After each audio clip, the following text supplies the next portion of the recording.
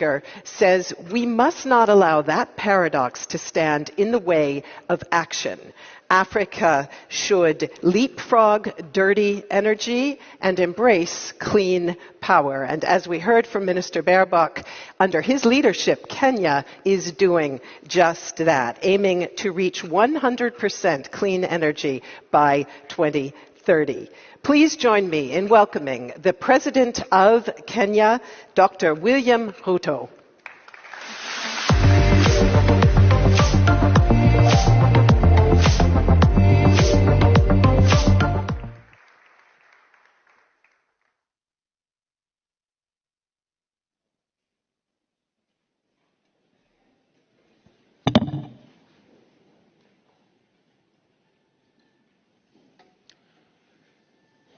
Excellencies, ladies and gentlemen, good morning.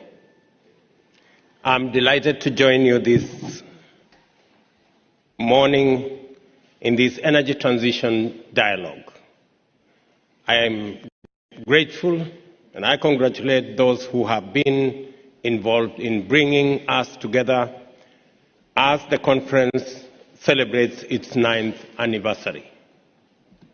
Let me also register my appreciation to the government and the people of Germany for the warm welcome and hospitality extended to me and my delegation. The Berlin Energy Transition Dialogue provides a valuable platform to exchange ideas on how to address the two interlinked challenges we face, that is of climate and energy.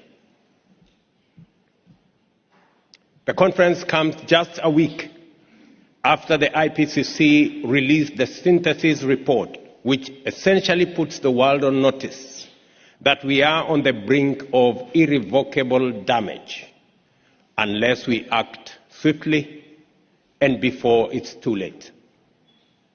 And the message was loud and clear. The world needs to reach net zero sooner than was anticipated in the Paris Agreement, that is by 2040 instead of 2050.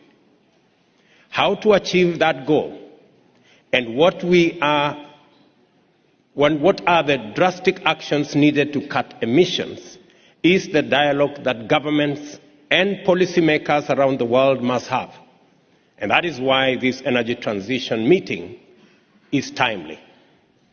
The dialogue on energy transition, on how to balance energy security, affordability, and lower greenhouse emissions, is at the heart of sustainable development, and it is a transition that needs to happen even faster. The vital role of energy in our lives and economies must, and was brought home last year in 2022, especially to Europe, more compellingly than ever before in recent history. Europe is accelerating its transition to renewable energy, now driven not only by an existential climate imperative, but also by energy security concerns. I think my sister has ably put that in context. Let me today share with you what this transition looks like in Kenya and for Africa, and give the vision of our Africa's assets and our ability to leapfrog technologically, make the continent, and Kenya in particular, a critical partner if we are all together going to navigate this next era of energy transition. As I do that, I hope you won't mind me reminding us that 138 years ago, a very different conference was taking place here in Berlin. One that also involved collaboration and cooperation, but of a more exclusive and violent nature. At that Berlin conference, it was a German chancellor who convened 14 of the world's leading powers to divide Africa among themselves and carve up our land and our people as they saw fit. In the years since that conference, so much has changed.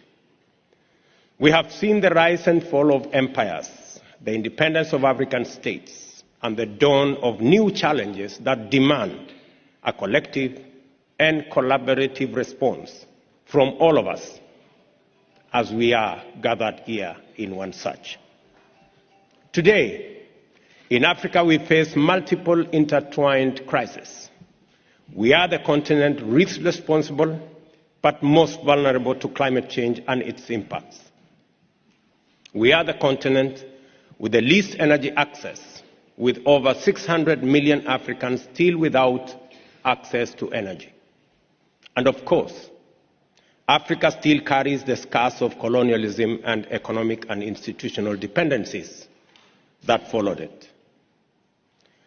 We not only have to provide secure energy access in clean and renewable way, we need to do this while managing economic dependencies, addressing odious debts, completely shifting our development models to finally prioritize the true flourishing and well-being of our people. But I have not come here to dwell on the past or to list seemingly unsurmountable challenges. Africa is not simply a victim in this story. Quite the contrary. It is precisely in light of these challenges that Africa's leadership on climate action is not just powerful, but it is also inspiring. In Africa, not too far from here, lies a continent of abundance, especially when it comes to renewable energy and green industrialization potential. The continent's renewable energy potential is 50 times greater than the anticipated global electricity demand for the year 2040. The untapped solar and wind potential is rated as super abundant in most African countries, meaning the potential is over 1,000 times the current demand. By contrast, all of Europe is classified as either replete or stretched, with renewable energy potential less than 10 times the current demand, indicating they will not be able to meet a massive growth in energy demand with domestically generated supply. Moreover, in Africa lies 30 to 40% of the world's minerals, including those on which the green energy transition depends, and plentiful relevant natural resources and assets.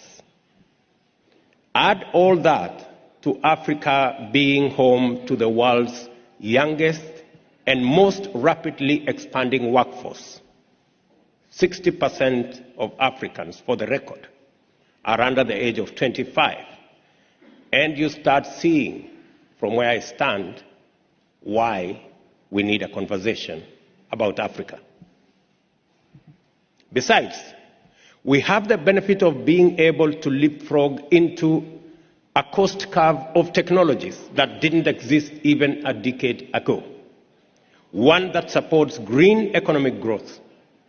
As Frans Timmermans said a few weeks ago, and I quote, "The continent of Africa is probably going to be the most important partner for Europe in terms of developing the renewable energy sector," end of quote. And Kenya is leading the way.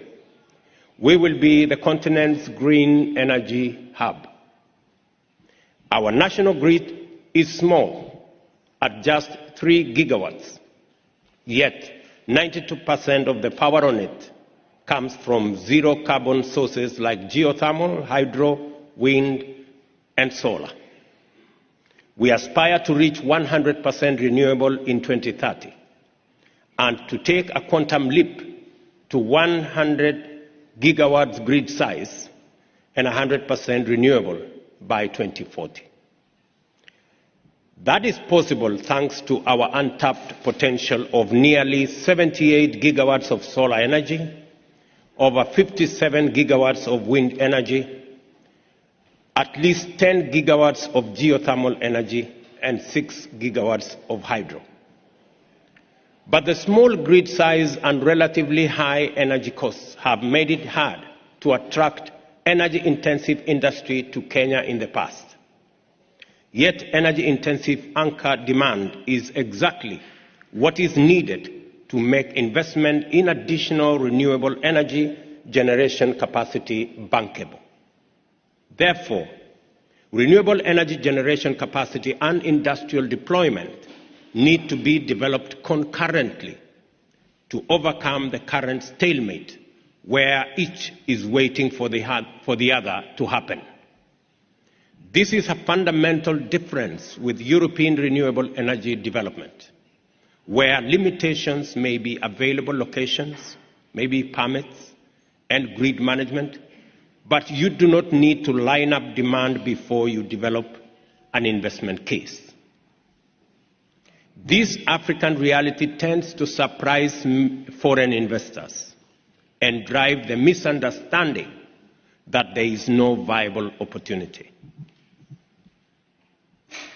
So, what does Europe need to do to enable Africa meet its full potential as an energy and climate solution center? 1. Africa needs the right type and amount of investment capital to become the green industrial powerhouse of the world.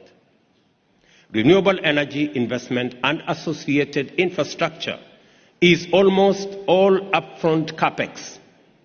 With the right level of investment, Africa can provide energy success for all by 2030 while reducing total emissions related to energy generation by approximately 80%. Let me say that again. With the right level of investment, Africa can provide energy access for all by